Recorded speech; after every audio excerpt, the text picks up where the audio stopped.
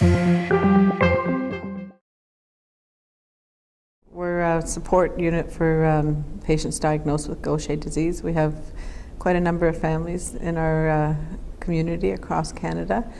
We help patients get to treatment centres and places like that, like people who need financial support, moral support, where I meet with patients, newly diagnosed patients, personally whenever I can. We offer literature and a website and a chat room where people can communicate with one another. And our biggest thing that we do every 2 years, we bring patients from across the country together for a conference like we're attending today. We bring experts on Gaucher disease and other patients and different treatment options, holistic approaches to treatments and things like that. So they're really well received. We have about 140 people attend those.